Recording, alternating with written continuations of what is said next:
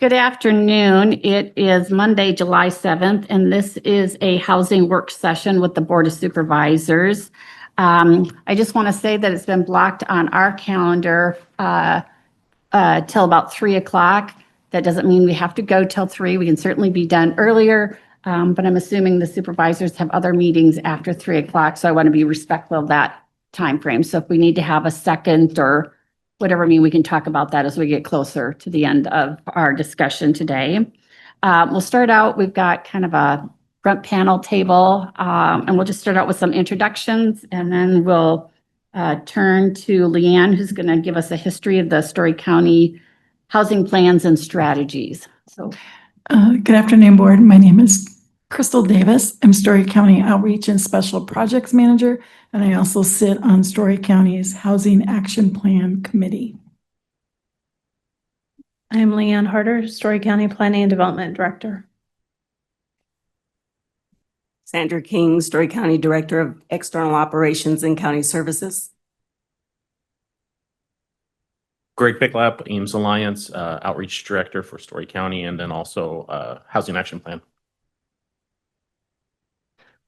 Good afternoon, Brenda Dreyer, also with the Ames Regional Economic Alliance, and effective in August, I'll be assuming the role of outreach for our offices. oh, he needs a mic.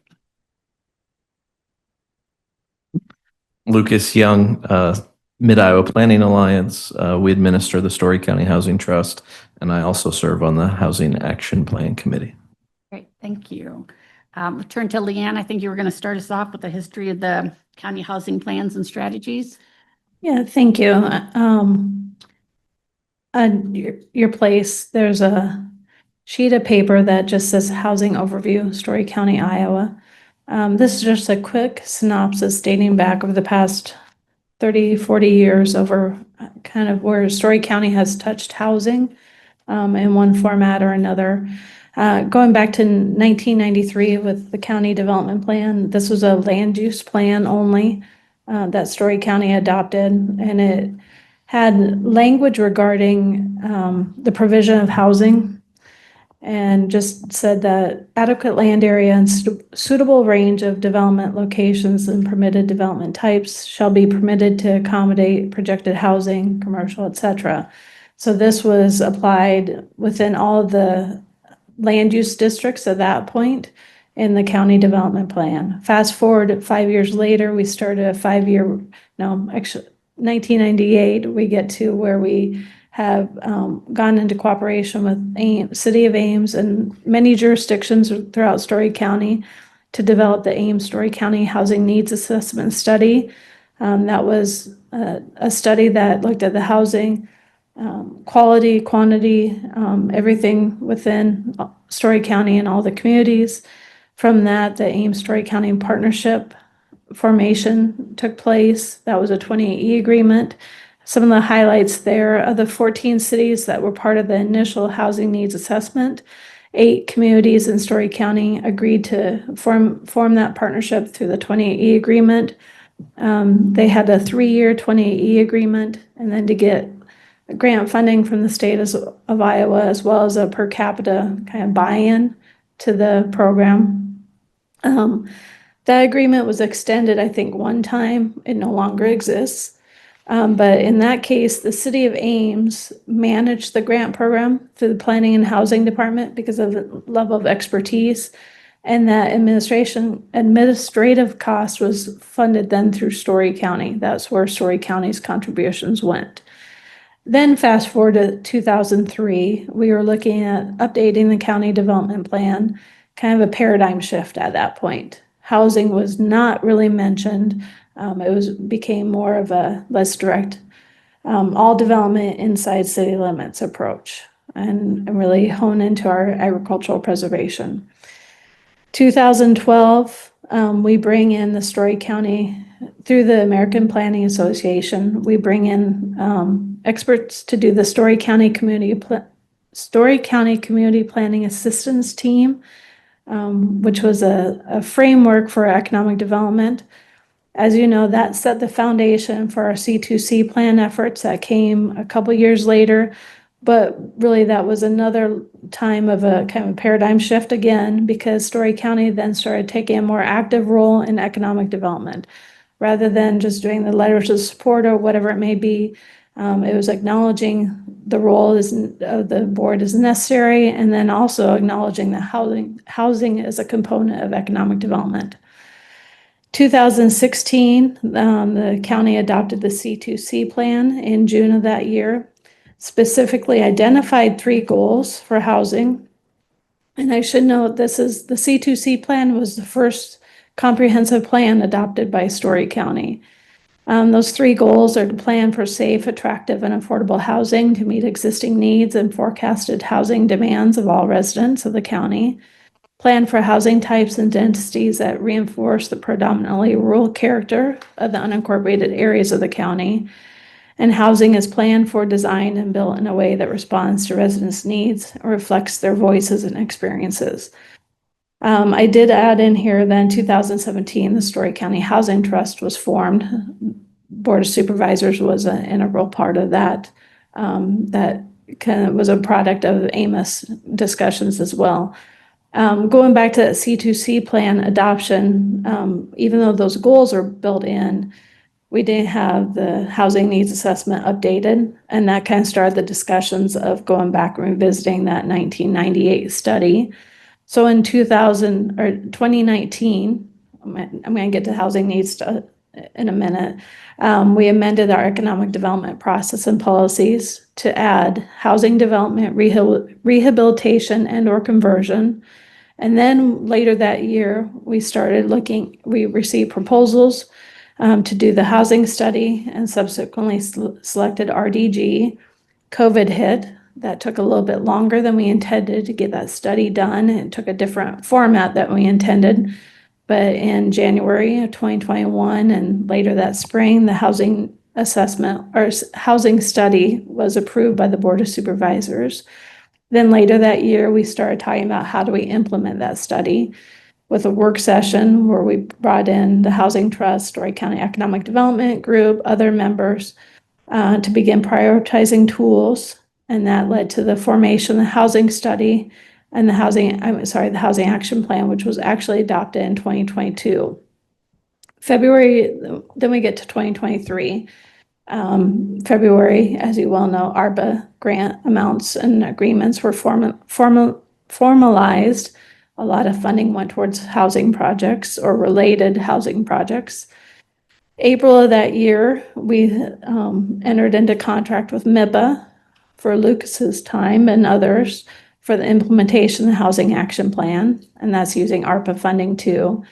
And then we started doing subsequent updates on the Housing Action Plan to the Board of Supervisors and amending as needed.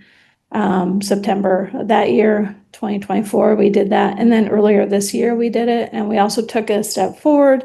Very recently, the board approved the Memorandum of Understanding with the Story County Housing Trust for implementation of our weatherization program, which again, MIPA will be and through Story County Housing Trust through MIPA staff will be implementing. So that's a snapshot of kind of where we've been. There have been different proposals introduced, have not gone anywhere. I didn't build those in, but if you have questions on specific things, I think I probably had the historical perspective I could offer. Yeah. And so that brings us to today. There was board action by the Board of Supervisors on May 20th, where we were reviewing our urban renewal area program, our economic development processes and policies. And at that time, there was board action to take only county projects for this year and maybe have a housing as a funding opportunity through that process. So that leads us to today in our work session as we move forward on what is the problem we are trying to solve with housing. So I guess that's the segue to having the discussion as to what is the problem that we are trying to solve. And I don't know if we want to go here or just open it up. We'll just open it up to everybody to do some brainstorming on what is the problems we're trying to solve. Well, I could throw a few out. Affordability and lack of ability, like lack of housing. Yeah, lack of housing. High number of households that are housing cost burdened in Story County. I thought of one would be location. It's always a thing with real estate is where's the location that you have housing and what is it accessible to?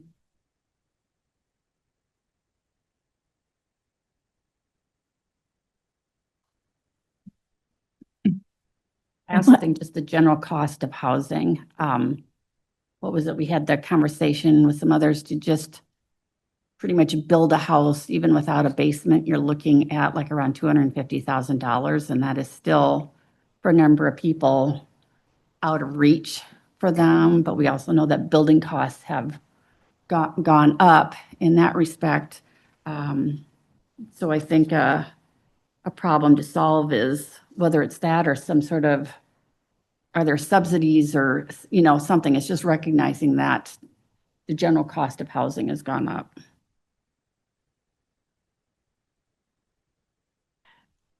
I had the same thing, like how do we define what is affordable? Mhm. Can we even define it? But and then following up on lack of housing in general, I was thinking of the different types of housing, whether it's workforce housing. Let's say you're transitioning out of homelessness, coming right out of a shelter. What kind of housing?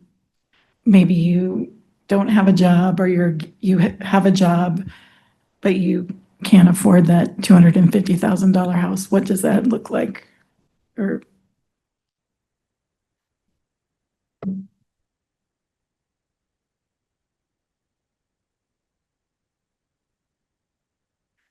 Well, I guess my question is going to go back again to the topic of what are we trying to solve? Are we just trying to solve the issue of lack of housing? Are we trying to, we can say, well, we know that there's the cost burden. We know there's a lack of housing. There's various different types of housing. Are we wanting to look at ways to invest funds into housing? Are we wanting to look at ways to partner with like cities to help them elevate to do more affordable housing? I think When I those are- talk about what think- issue are we trying to solve, I'm trying to, I think those are some of the questions. I think, just having an opportunity to make some kind of difference or some change in what we've been doing. We have that opportunity now. It's what do we do with it? How do we best do it? What are the ways we can make this funding opportunity go the farthest? And so I guess one of my questions is, like, what are the barriers to development of new and unique affordable housing? What keeps people from being able to develop?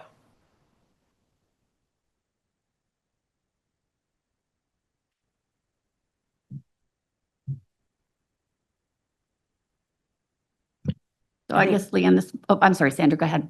I was just going to say that NIMBY, not in my backyard, feeling continues to be a concern of residents when you start talking about affordable housing.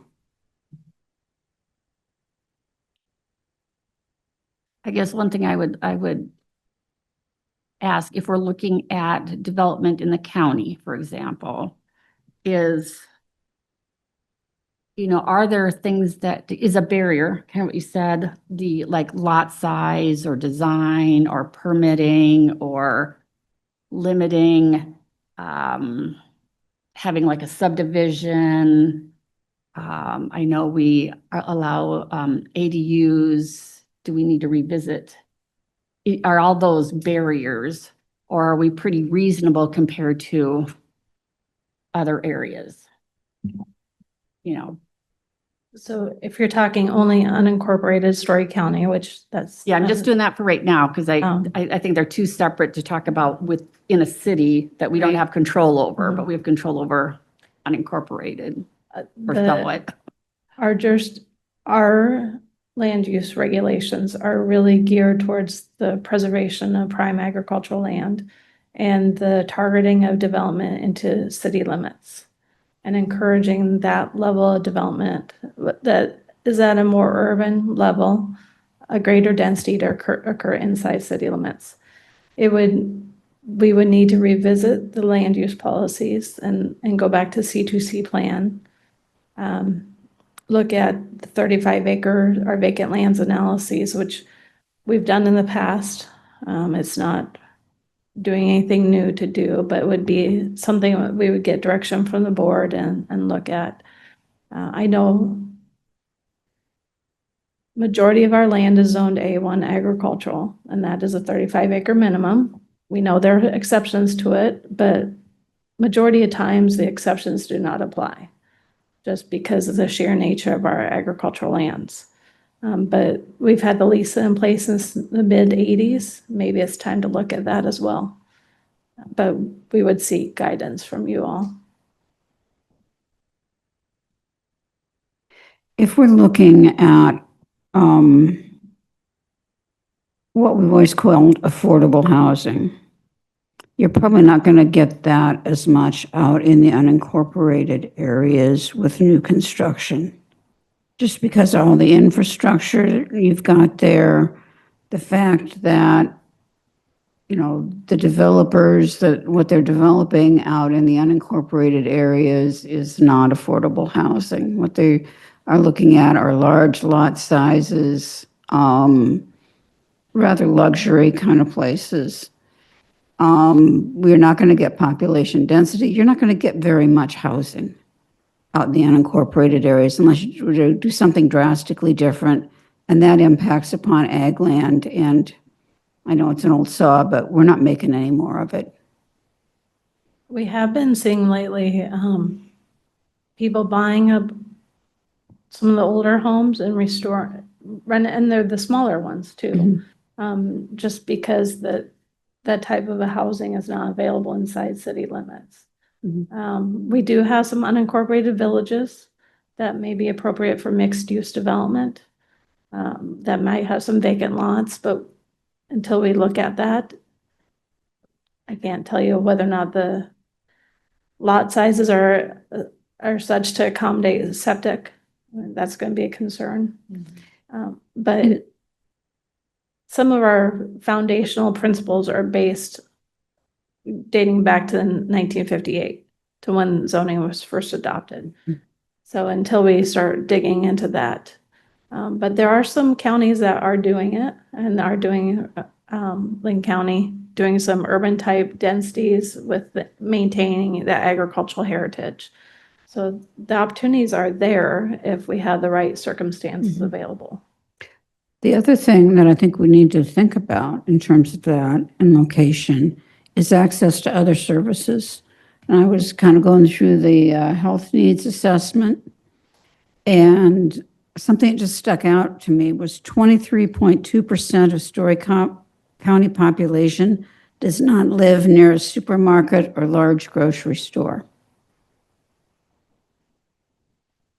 Seemed to make sense to say, and then there's a whole lot about access to health care.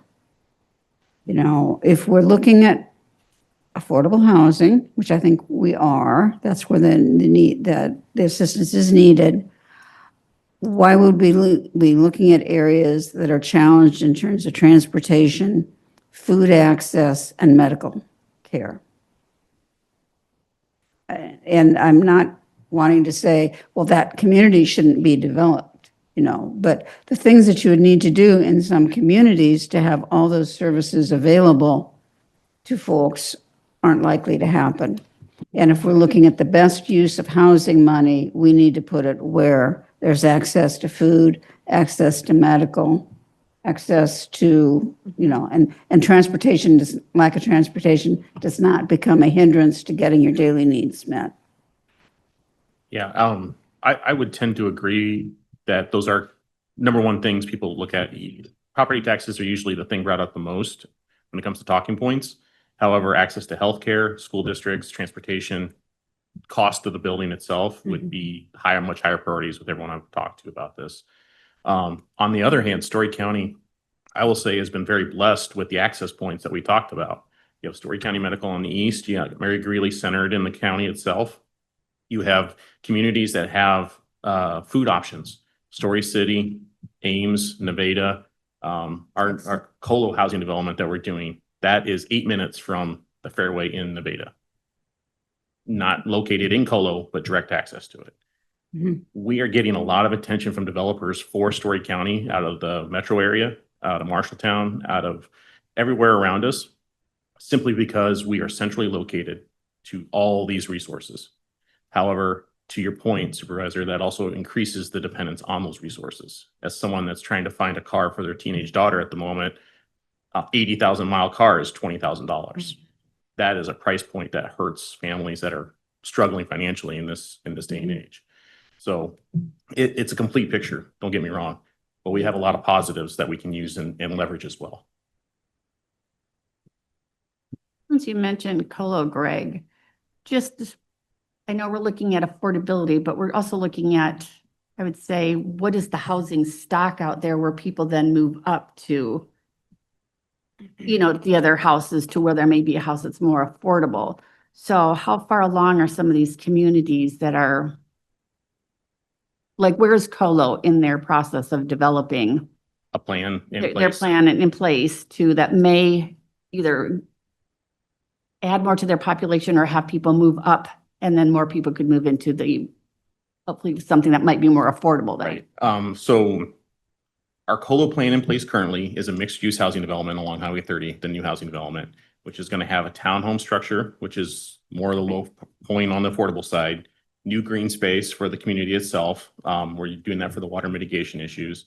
And then we're also have a plan in place working with Amy over there, the city clerk, where we're proposing, in fact, I'm there tonight, going to have further discussions on it, for the city council and mayor to dedicate the revenue that we generate from the land sales of the new housing development into a house rehab program that complements the Story County Housing Trust Nice. to basically feed back into the community the older housing stock and then bring everyone back up again. There's bills to be paid, there's infrastructure and a commitment, but overall the community's taken a whole approach to this as well.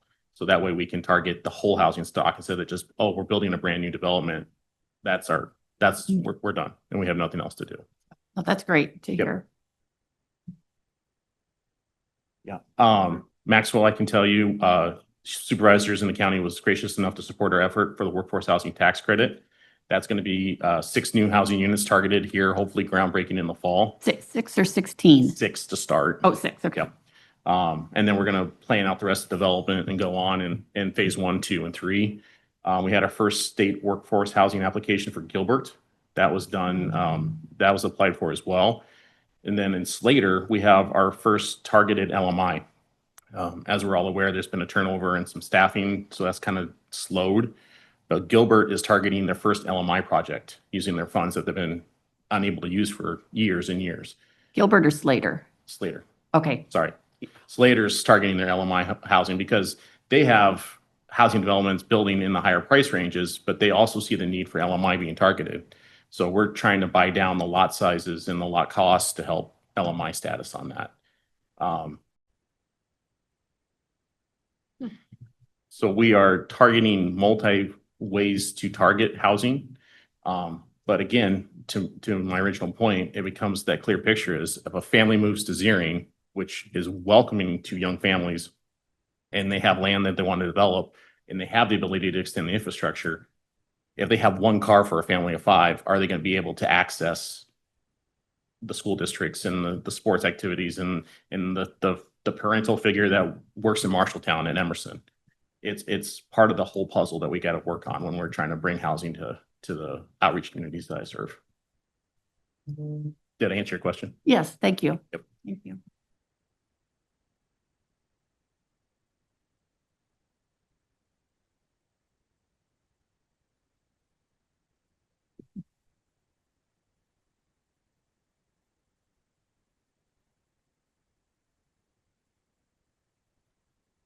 Other issues that we're trying to solve.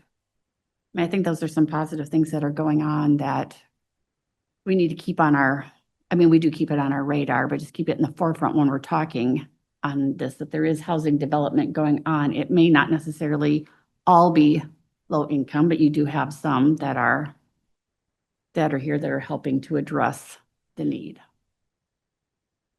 I will say, I think to Sandra's point on NIMBYs, we all face that stigma when people hear LMI or other housing.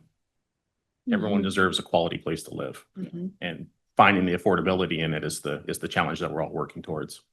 Everyone in my communities very values the partnership with Story County and you all and staff, because we couldn't do what we do in these outreach communities if we didn't have support from the county. Because as we all know, there's local matches, there's zoning, there's staff support, there's letters, everything happens for a reason. So the need is still there, but yes, there is a lot of positive stuff happening in Story County at the moment. So I appreciate all the information that you sent out ahead of time. The tax increment financing page from Iowa State Extension lists 5 uses for TIF funds, and we're talking about TIF dollars. So it's probably helpful just to narrow our view or our vision to what we can use TIF dollars for. So repair, rehabilitate, demolish, and remove buildings, furnish, repair, or construct public improvements, including streets, roads, utilities, parks, and playgrounds. Close, vacate, plan, and replan streets, roads, and sidewalks, relocate businesses and persons displaced by urban renewal projects. Condemn real estate.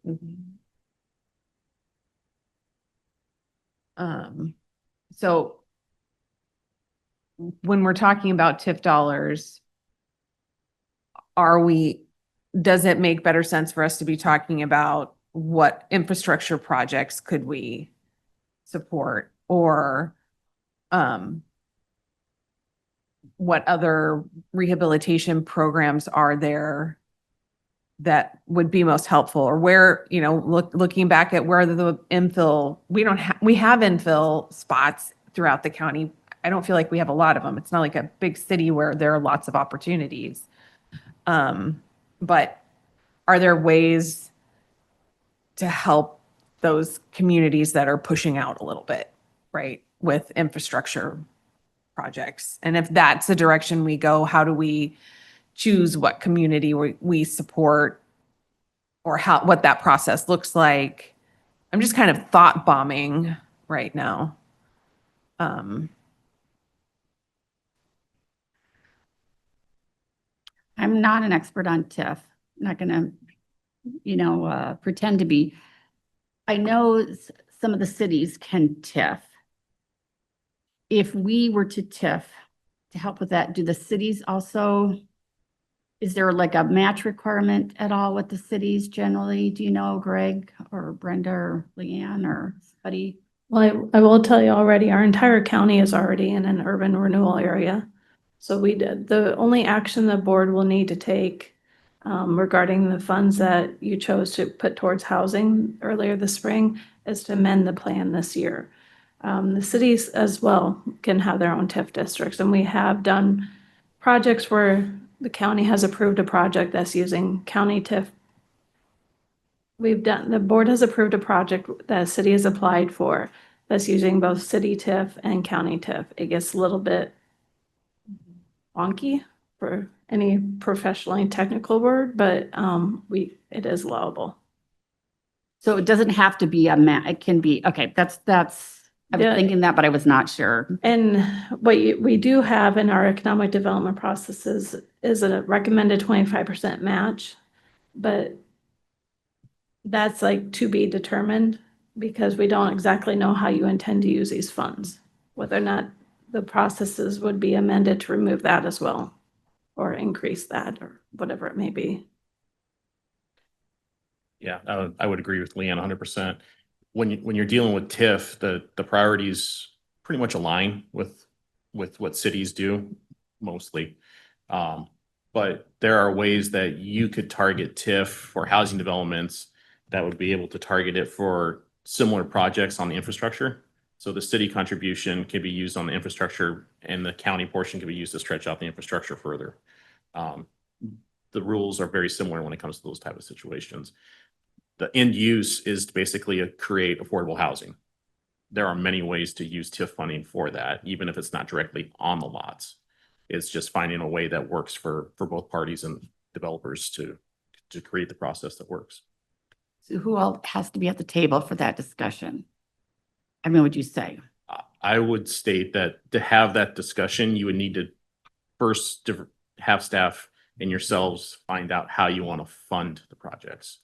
Is it a direct contribution to the cities? Is it a direct grant program to the developers? Is it a grant? You need to decide exactly how the funding is going to be directed, Yeah. and then the partners can be decided on. With our role as the Alliance out in Story County right now, we have partners in every community. I can tell you every community has a different way they would like to recommend the funding be used. The key point is that everyone agrees that housing is still needed. That's the key point. Thanks. And I'll then- jump onto a couple things as it relates to this housing and TIF discussion. So keep in mind what Story County does and how you handle this TIF over TIF, is unheard of, really, and really very unique to Story County. The thing about TIF and housing, maybe in your travels you've heard about LMI set aside. That's a term you've heard. It's important to kind of keep that in mind.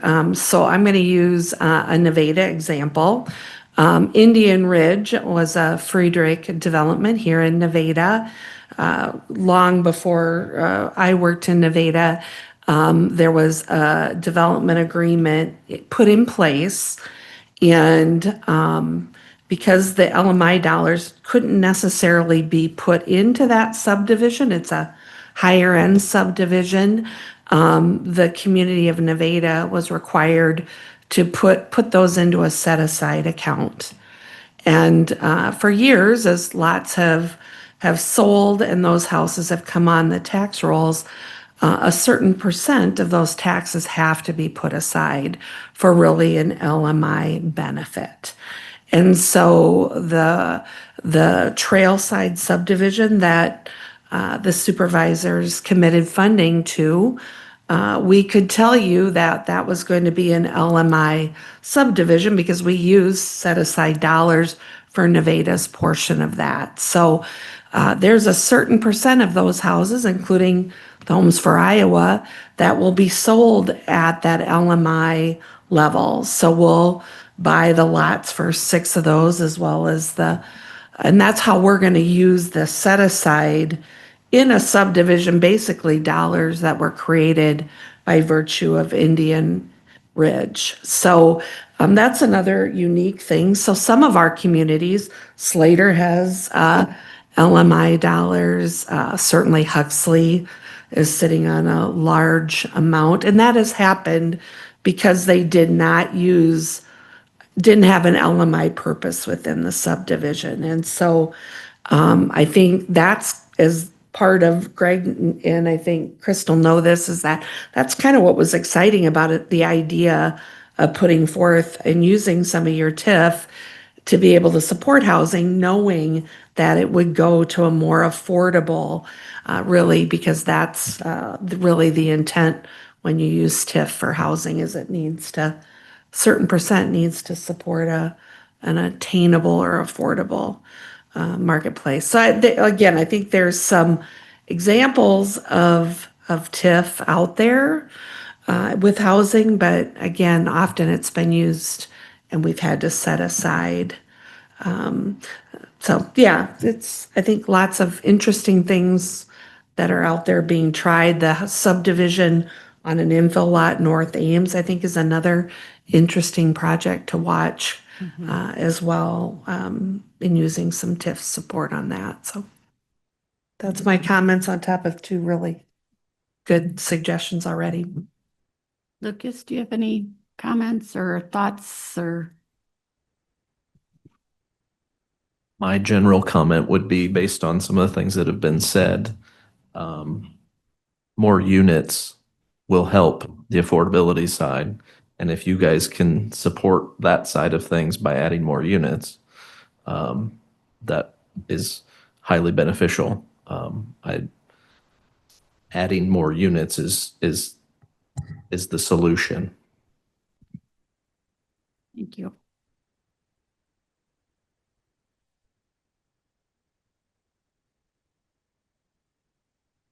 So maybe that segue us into brainstorming.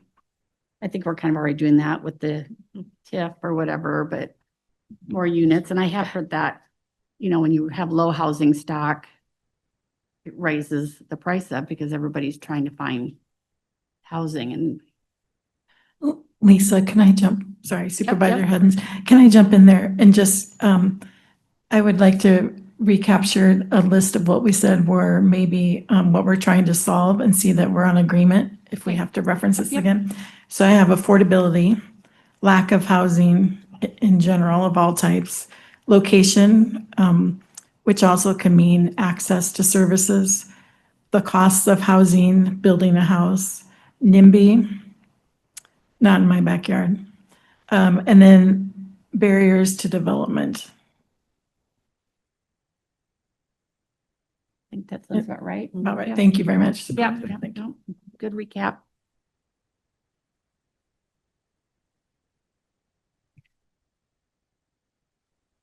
Are,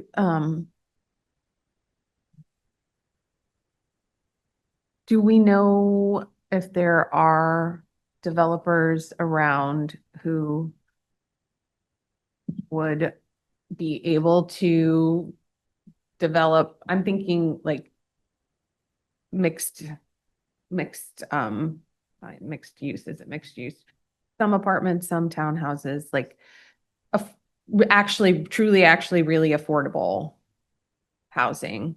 I'm thinking about people who maybe are in Ames living where the rent is crazy high, or people who are transitioning to new housing from homelessness or near homelessness. I mean, do we need more housing for families and professionals? Absolutely. We also have a lot of families and professionals who can't afford to live here. So we have that population, and we also have people who can't even afford to live where this population can't afford to live. So it would be good to find a way for these dollars to support the people who I feel like don't get talked about in development conversations. So I'm getting the point here from Greg. So let's start first with the conversation of some of the lowest income. And again, being realistic in understanding that rental may be the best Right. option. Yep.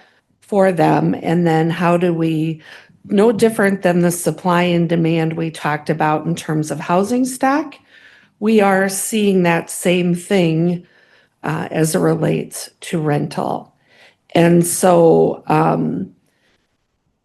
I think we're going to have an opportunity to see what happens when there's a true LIHAP or a low income housing tax credit project. So that's different than workforce housing tax credits, but a LIHAP project, if you've not been downstate in Ames, we're going to throw 40 plus units into the market. Those have just become available. And so those are brand new units, beautiful on the inside. I don't know if any of you were at the open house. I was not. Was it? I understand they're beautiful. They're very nice. And aren't they really in the $500 a month range? Sandra? Yeah.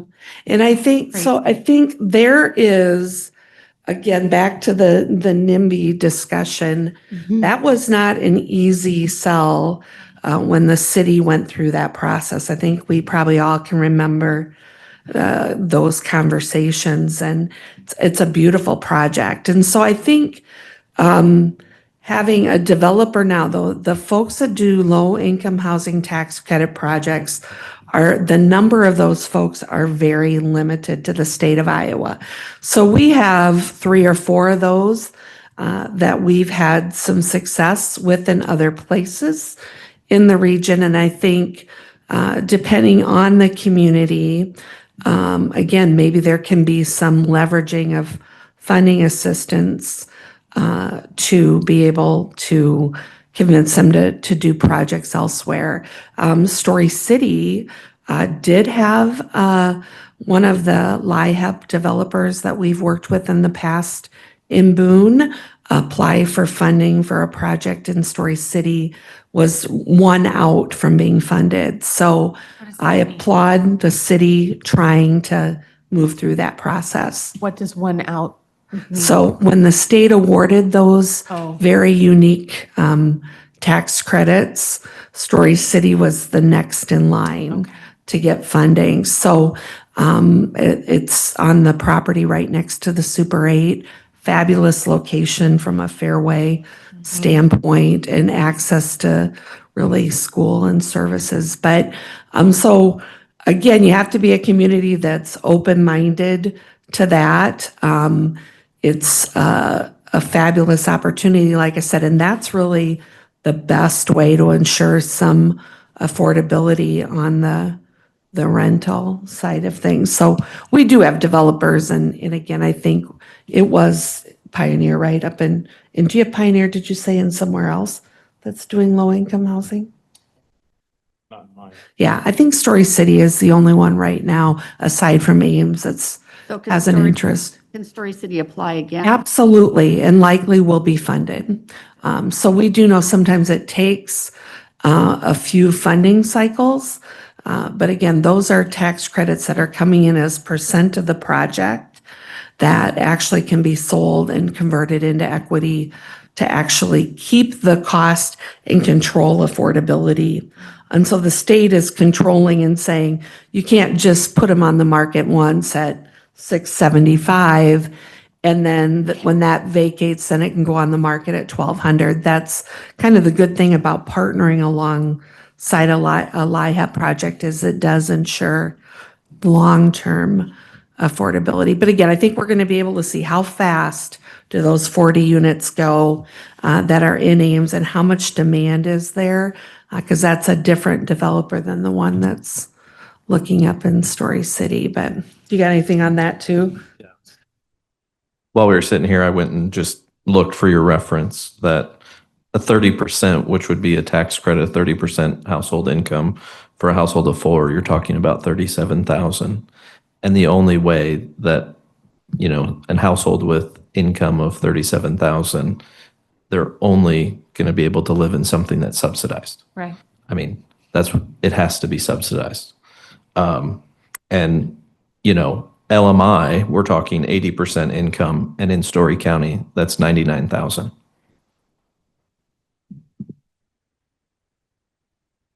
Thank you for doing that math.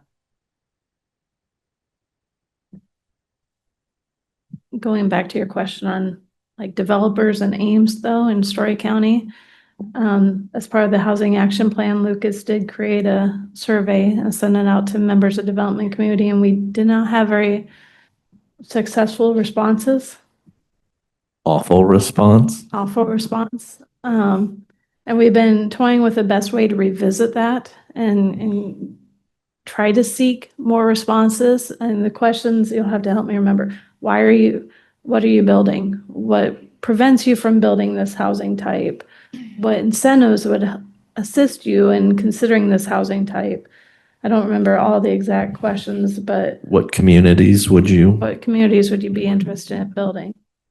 In which communities would you be interested in building it? So I would love to get that feedback from our tried and true developers too, to see what are the barriers in their viewpoint.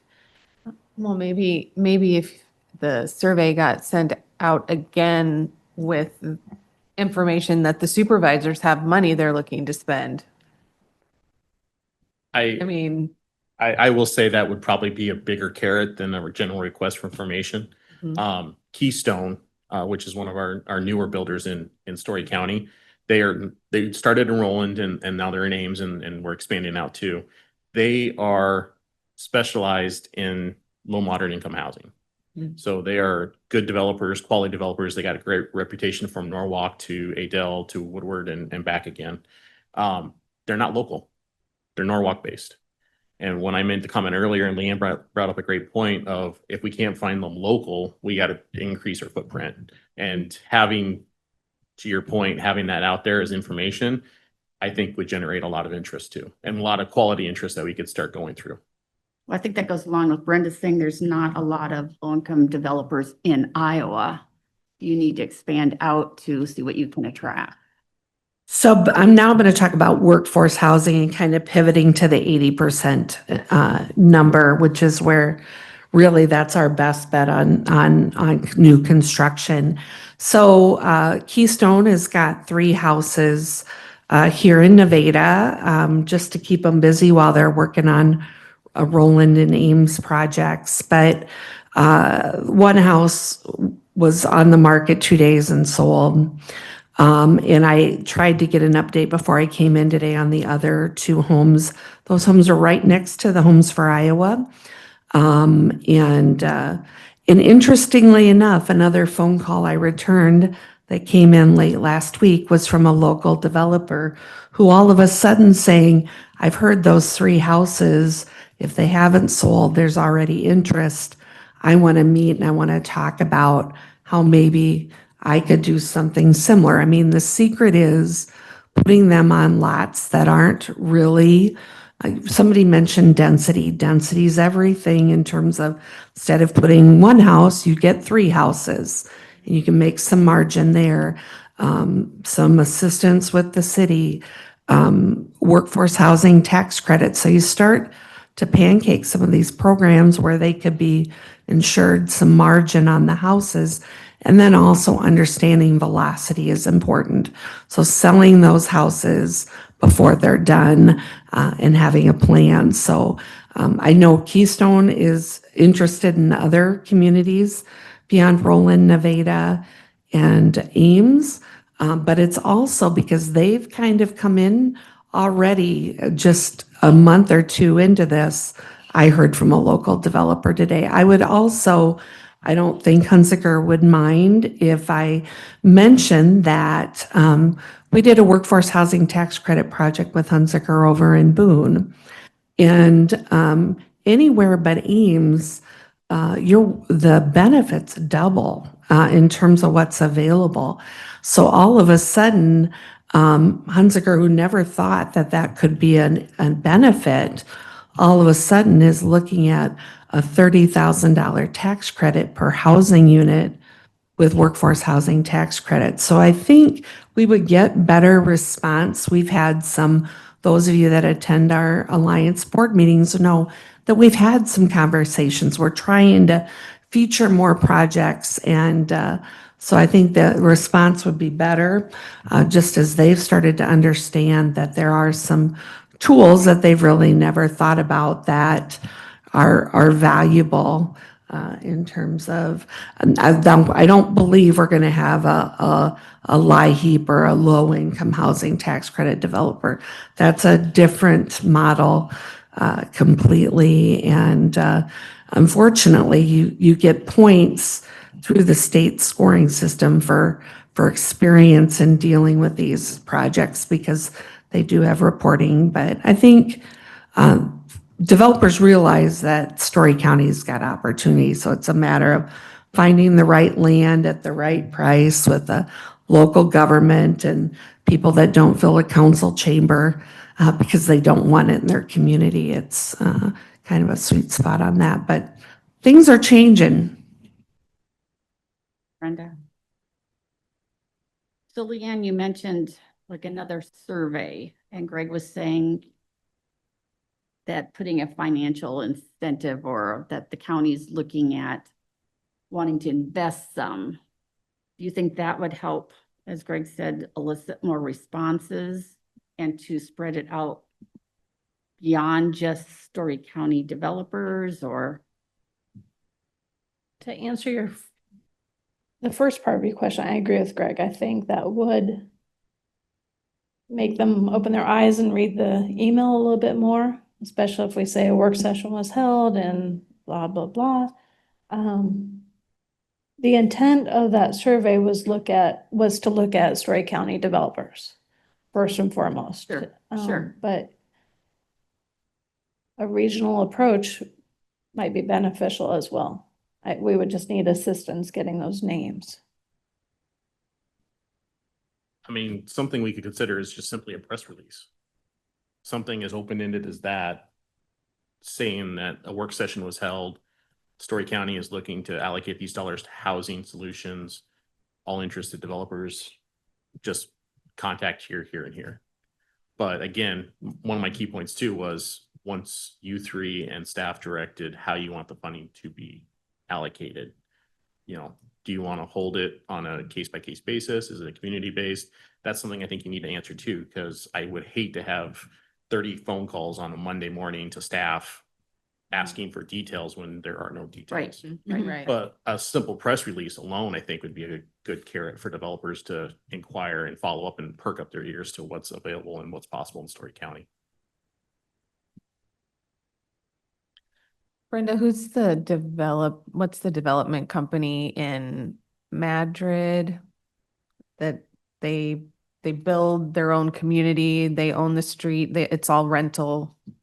So that's Kading. Kading. Okay, so Kading Properties is in 23 communities. That'll move up. We're working with them in Webster City, in Nevada, and Charles City. We're not working with them in Charles City, but they'll go into 3 new communities in 26. In Nevada, they plan to build 134 rental units. The project here is called Sierra Heights. It is in for consideration for workforce housing tax credits. So today, Kading is in Huxley, here in Story County. That's it. They're building a project in Boone as we speak. But they have 2,700 units across this part of the state in 23 communities. And she presented at the Alliance Board a couple weeks ago. And at the time she presented, they had 7 openings. So it's, again, they're market rate rentals. Okay. But again, they're very transparent that if a city provides incentives or abatement, that can move the needle in terms of how much they charge. Yeah, it's unique, but it's market rate rental. Anybody can rent from them. They're not selective, but again, the rents, I would envision be in the $900 to $1,300 range when they come on the market here. Everybody has a garage. They're 1-story units. There'll be anywhere from a 2 to a 3-bedroom product here in Nevada. So the model that they use, Mhm. they Yep. put in everything Yep. and then they own everything. Correct, and they take care of snow removal. They will deed over water and sewer because they are connected to the municipal system. But from a community standpoint, it's a good deal because you're not trying to figure out how to put in water, sewer, street. That's part of what they do. So And So- 126 units in Nevada? 134. So is it Is it feasible that a developer could use LIHAP credits and do something similar? Where we could then guarantee that the rents would be lower? You know, I'd have to ask on that. Because, there are streets in the Eames project, and I don't know if that was developer responsibility or City of Ames responsibility. But, yeah, I would have to, that's an easy enough question for Vanessa to ask. But, yeah, no, that's, again, LIHEAP is attractive because you can control the rent cost. Katings have kind of figured out where they need to be. Again, they know low vacancy is the key to their equation, and charging what they need to charge in terms of keeping them full. But again, I anticipate that we will see water and sewer and street start here in Nevada later this summer. And I'm really, upon a successful application, it'll begin in earnest. The other thing about Kading is they build in about a year.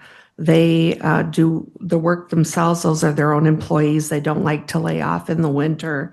So that's the other piece of the puzzle, at least in the Nevada project. We're going to put 134 housing units into the market very quickly versus having them dribble in over a 5-year period. Thank you.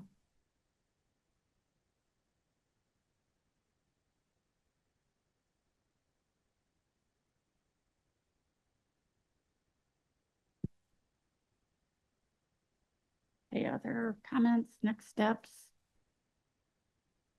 Can I ask a question? Yeah.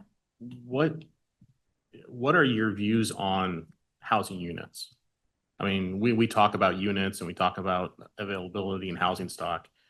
I mean, for my reference and maybe a few others, how do you want us to target our focus on further research on this? Is it rentals? Is it LF? Is it owner occupied? I mean, where would you like all options on the table, or something specific that you'd like us to look at right now? And then building on that, as you know, we've been talking with MIPA about revisiting the housing needs study for all the jurisdictions except for Ames, Nevada, and Huxley.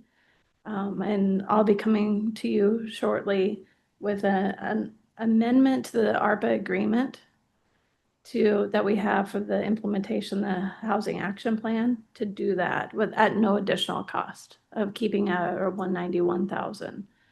And I think that kind of goes with what Greg is saying, because as I said, we started the housing study pre-COVID, and it's based on 2020 census figures that are not necessarily at that point in time the most accurate that we have. And now those have been polished and revised, and I think we'd have a better product coming forward. I just wanted to put that out because it related to what you said.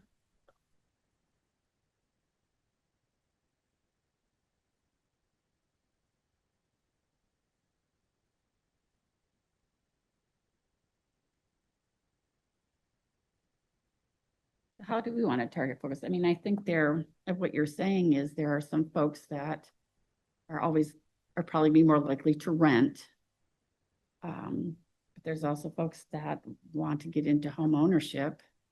And how do we make that affordable for them to have that stability, or potentially move from rental to home ownership? Yeah, that's absolutely correct.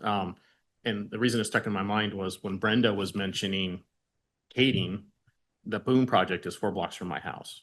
My neighborhood is a 1950s redevelopment. Kading's going in 4 blocks down the street. A block past that is a brand new development of $350,000 home minimum. All of it within a 7-block radius. So it all works for the neighborhood I live in, but it all serves a need as well. You have rentals, you have owner occupied, you have 1950s renovations, and et cetera, et cetera. So is it comprehensive? When we say housing, we're talking housing, rehab, unit occupied rentals, everything? Or is there something specific you want us to laser focus on right now?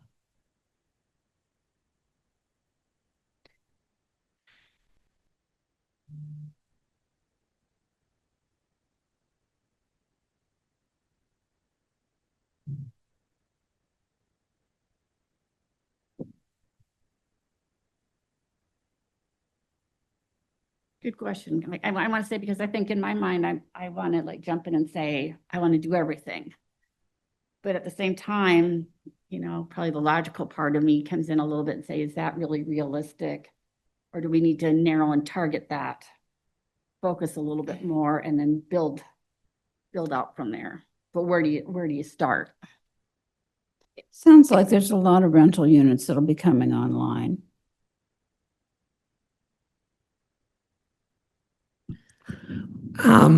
So we have new rental units, quite a number here in Nevada.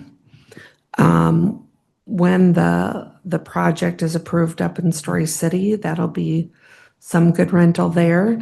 The workforce housing tax credit application in Gilbert is for rental. There are large numbers of rental going into Huxley. Not only do we have the Anthem project, the assisted living has been purchased and that will be converted to rentals and additional rental units to the side of that. And of course, we've got to have things in the works and aims, but I would tell you, and this will prove out when you get your housing needs assessment done, that there's probably room for rentals in almost every community. And how do you go about, the mix, the rule of thumb, and I'm going to look at the planner, because I'm old and I've been around, the mix used to be 70% owner occupied to 30% rental.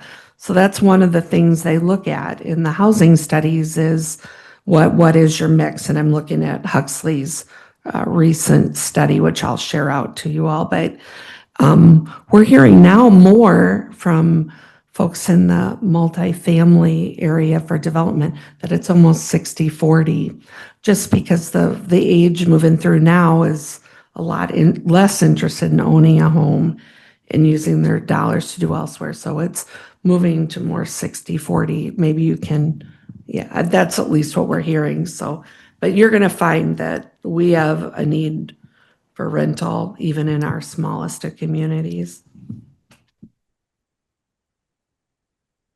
So if we were to focus on infrastructure, would there be a way for us to support both low income and market rate rentals and house, like single family homes? Like if our dollars go to put in infrastructure, could we not?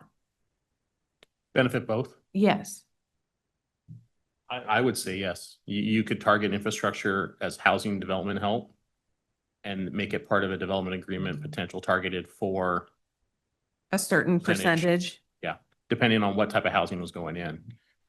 If it's a state app, there's requirements there. If there's local apps with the city, I mean, everything's contingent on the partners you bring to the table. Honestly, in Colo, that's what we're targeting with some county funding on the TIF side to generate those townhome options on that 90-unit housing development we're looking at.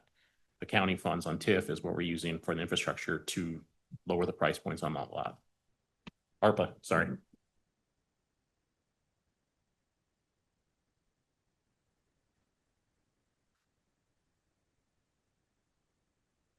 Were you gonna say something, Lucas? I was just gonna say that, yeah, you could split with even within the development, or you could split the funds as two separate, developments as far as that goes. I mean, if you wanted the, funds, half of the funds to go to one development and X percentage of the units have to be for 30% or lower incomes, I mean, that could be part of your development agreement.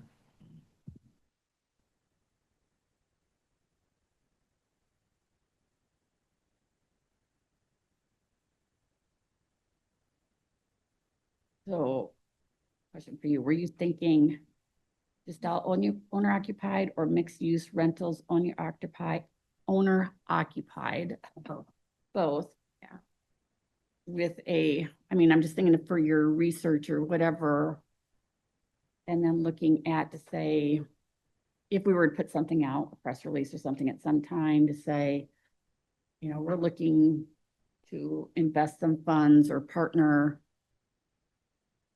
to help do both market rate and low income, with the hopes that we'd get more people interested in that development.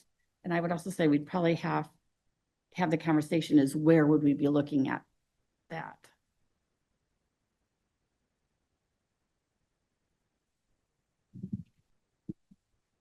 Leanne, can you, I'm just wondering, when you're saying market rate, these dollars would have to be LMI or not on the TIF side of things? I think that's where I'm out of my comfort level of expertise, and we would need to bring in attorney's office and legal representation, make sure we're doing it the right way, because it does get really convoluted when you start building TIF and low and affordable housing projects.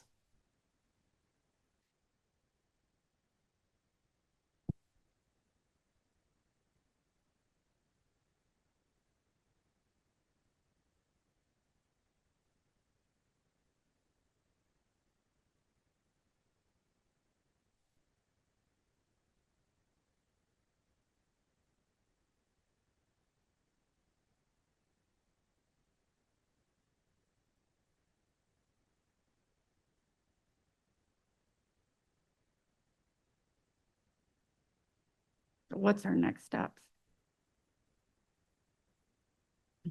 Figuring out what we want to do. No, yeah.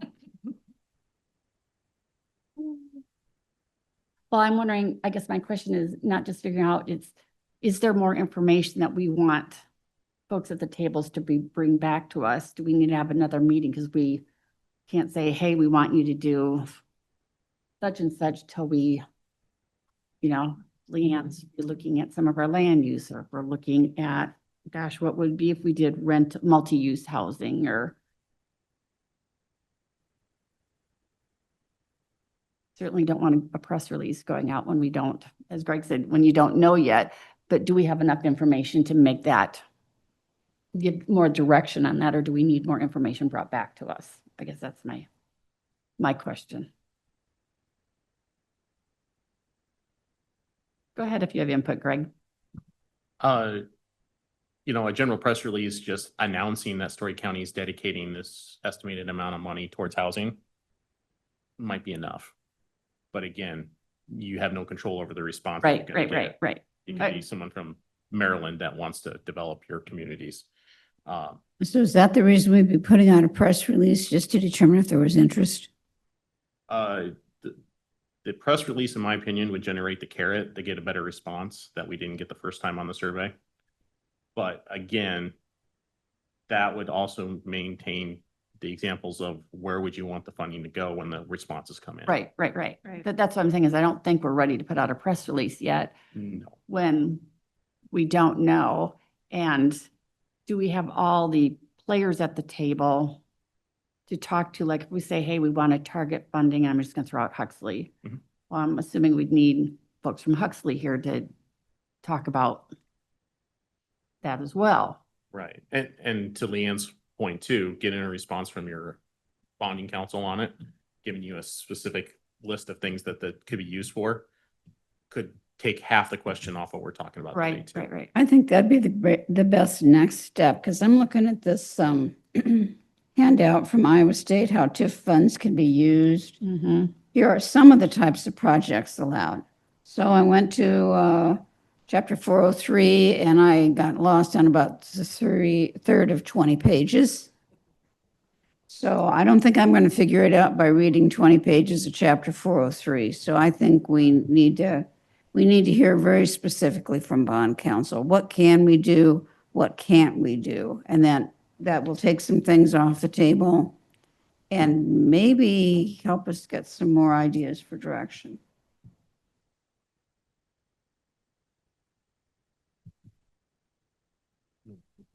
Who would,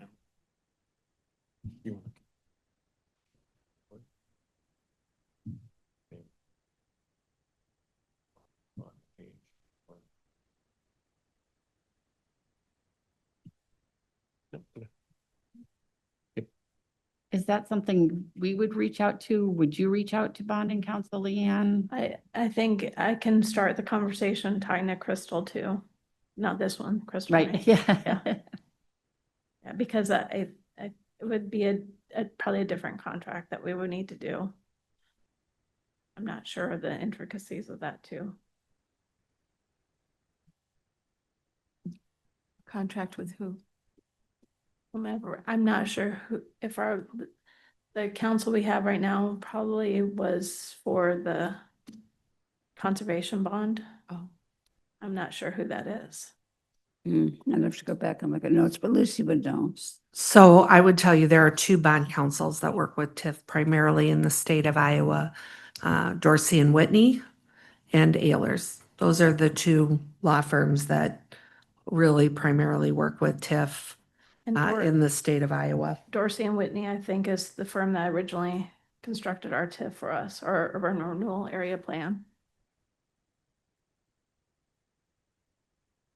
Bob was with It Dorsey. was John Danos, wasn't it? John's probably the one you talked to. John Danos, Dorsey and Whitney. That's who did the conservation. Bob's passed, but Yeah. John's. Yeah. And as we were Somebody talking else about too. infrastructure, does that include transportation right off the bat? I know that's one of the early questions we usually get when we discuss development outside of Ames. How will people get there? And how will they get back and forth? Well, I think that's the other question is, are we looking at development? Yeah. Out in the county, which may not be feasible. You're right. Are we then looking at some of the other small communities? In transportation, they may need two other services that are more located in Ames. I think that's probably a good question for bond counsel as far as Yeah. what's permitted.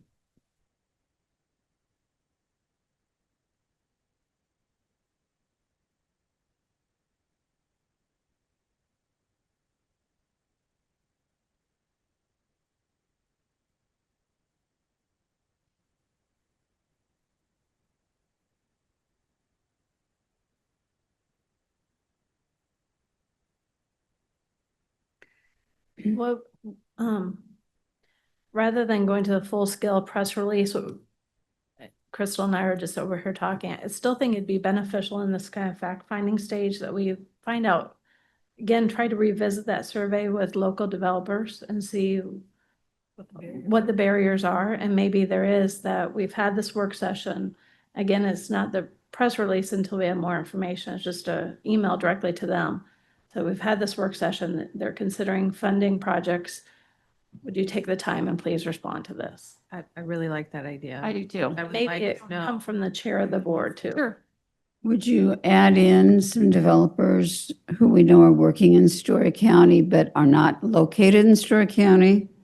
Yeah, Like Keystone, Kading, the folks who did Creekside? yeah, I think we could take a more regional approach. I think we should, Yeah. for sure. Yeah, I think that would be a good idea. And then, looking, I've written so many notes here. Leanne, what were you saying that you would need to look at updating? I thought you said, If, land use policy, Yeah. policies. I mean, that's Right. that's a more lengthy study. Right. And the housing study, you were talking about getting more up-to-date data. Right. I'm hoping to come before you guys in the next couple, obviously won't be next week, probably the 22nd. With an amendment, I need to still talk to Andrew and Lucas, an amendment to the agreement that we have with MIPA on the housing action plan implementation, that there be another step added, and that's to do the updates to housing needs assessment for every community except for Ames, Nevada, and Huxley. And you were hoping that would be within the confines of the contract, not additional funding. I hope so. Okay, thank you.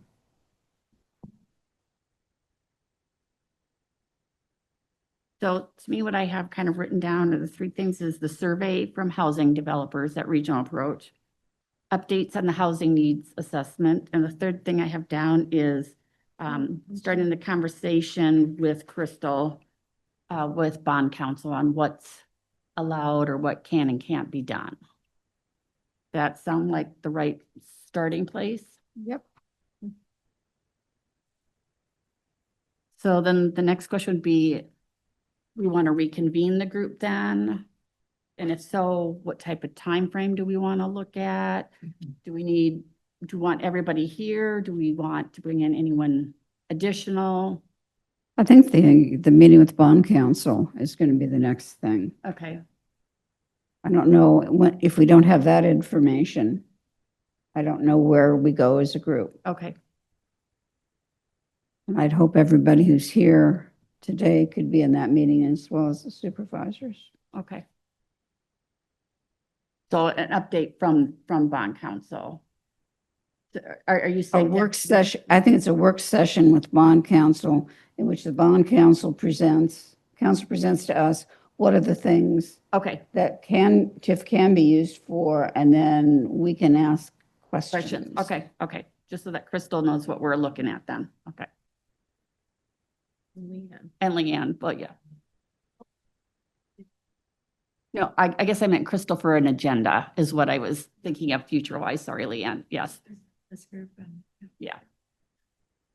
So the next, I'm just confirming the next time we meet is after we confer with Crystal Rank and the bond council, and then And then their have the bond presentation council for back present. findings. Right, Yeah. right. Perfect. Okay, thank you. Because I think the other thing is you've already got in motion is the looking at the updates in the housing assessment. And whether you'd hold off on the survey to housing developers until after bond council or, My opinion is, and Lucas, I'm gonna look way down, I think we have been wanting that information for quite a long time. And we're very disappointed with the response rate we had. I would love to have that information so that we're just not talking, well, it's too expensive, or they're thinking this, we have that from them. I'm not saying not to do it. I wasn't sure if you wanted to do it now. I mean, soon, I'd or if rather you do it needed to sooner. wait till later. Okay, No, that's fine. It's information that we're talking, this is a public work session.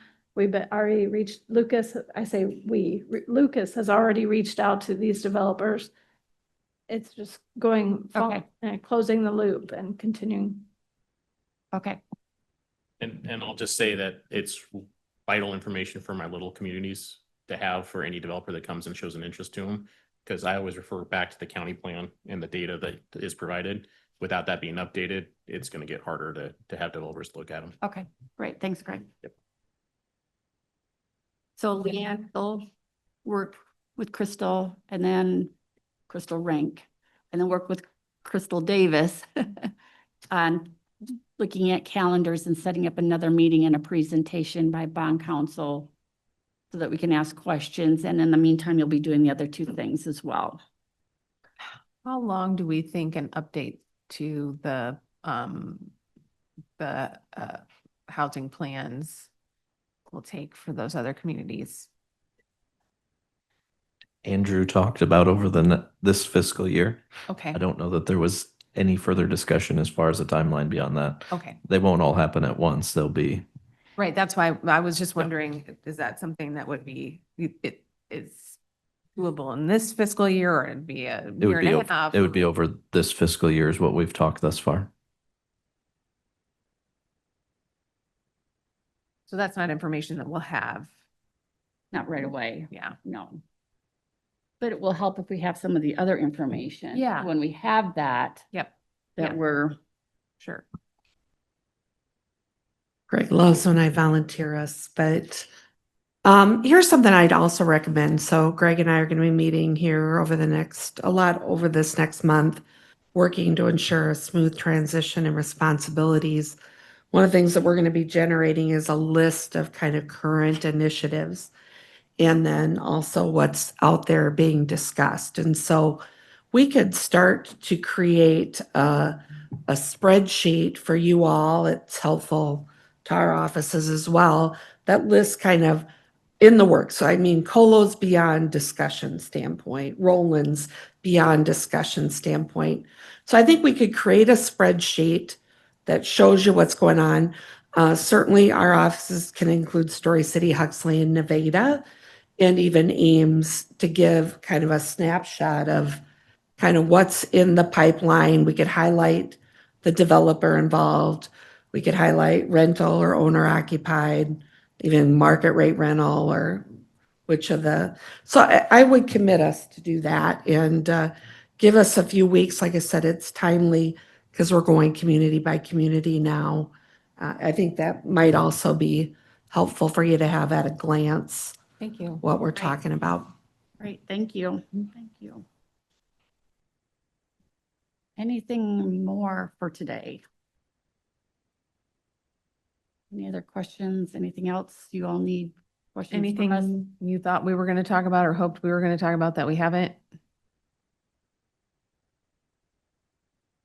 No?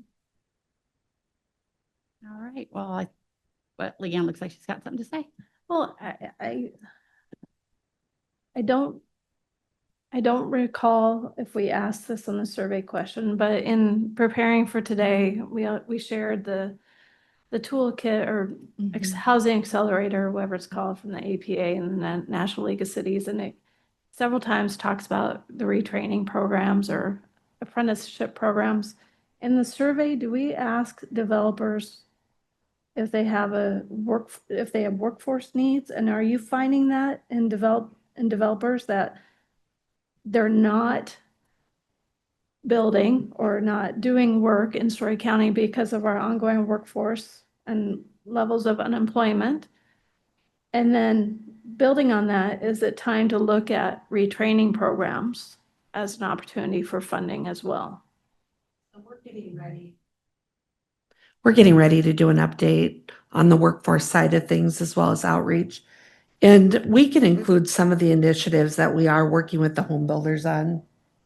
Just getting at some of the staffing challenges they have, and kind of some of the things that we're putting in front of students to help encourage them. So I'll make sure that gets included really in there. I mean, I'm not saying it's going to answer everything, but we've realized that and we have a bit of a plan in place on that. I know there's the Iowa Works mobile unit that's out there. I serve on or chair of the Central Iowa Workforce, the CEO board. And I was talking with our executive director today, and I believe there's just one unit for the entire state right now. So, if we want them to come to our communities, the iWorks, they want to be busy, and he could help, if I pass things on, to help facilitate if need be, to bring them to various communities, stuff. But that's the challenge that they have right now, is my understanding, is they just have one unit for the state. Yeah, in our research today, some of the solutions that are out there is this, and it's in our housing action plan as one of our tools to go after, is working with the community college. That, we help fund that training, which means they're building the house at a lower cost so it can sell at a lower cost. And I did check the last dollar scholarships, construction is still in. So good news there. So just something we had thought about is, as Leanne mentioned, we can wait to see what the Alliance finds out, but is workforce training, especially for house building, is that something, another possible solution? Sure. Right. Other questions? Are we good for today? Got some direction? So, okay, all right. We'll conclude. Thanks, everybody, for your time. Really appreciate it.